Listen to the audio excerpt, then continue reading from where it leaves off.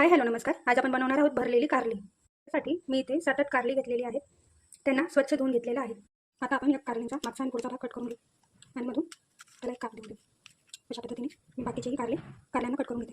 आता सर्व कारलींना काप करून झालेले आहेत. आता त्यातल्या आपण चमचेच्या साहाय्याने या बिया काढून घेऊयात.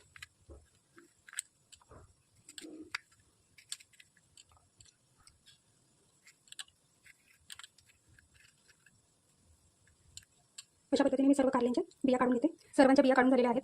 आता मी गॅसवर कढई ठेवली आहे आणि त्यात 3 ते 4 ग्लास पाणी टाकलेलं आहे. पाणी छान उकळून गेलेलं आहे. त्यात आपण कारले सोडूया. आता त्यामध्ये मी थोडं मीठ टाकते. 5-7 मिनिटं आपल्याला ही कारली पाण्यामध्ये शिजवून घ्यायची आहे, जेणेकरून त्याचा कडवापणा निघून जाईल. तर भरवांसाठी आपण मसाला तयार करूया. त्यासाठी मी इथे भाजून घेतलेले शेंगदाणे घेतलेले आहेत. त्याचे साल काढून घेतले आहेत. ते आपण मिक्सरच्या जारमध्ये टाकूया. त्यात लसूण टाकूया. त्यासोबत 1.5 चमचे तिखट टाकते, 1/2 चमचे हळद आणि स्वादापुरतं मीठ. आता हे मिश्रण आपण जाडसर वाटून घेऊ. हे पहा, अशा पद्धतीने आपल्याला जाडसर वाटून घ्यायचं आहे. आता हे आपण एका भांड्यात काढून घेऊया.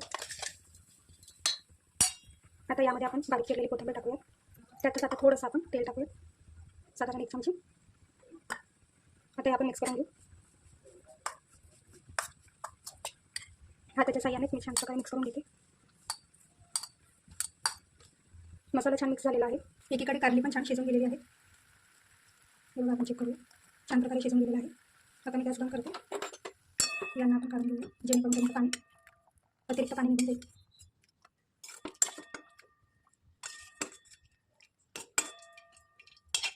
आता यांना आपण थोडं थंड करून घेऊया.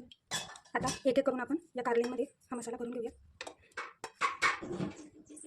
थोडं दाबून भरायचं आहे. अशा पद्धतीने मी बाकी कारले पण भरून घेते. अशा पद्धतीने मी सर्व कारले भरून घेतलेले आहेत. आता मी गॅसवर एक पॅन ठेवलेला आहे. त्यात आपण थोडंसं तेल टाकूया.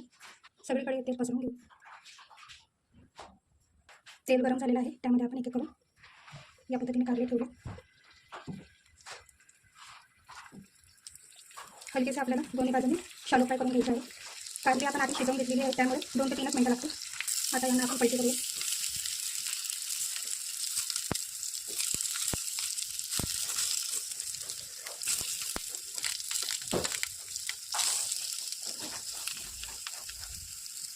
आता आपण पलटवून घेऊ. दुसरी बाजू पण छान क्रिस्पी झालेली आहे.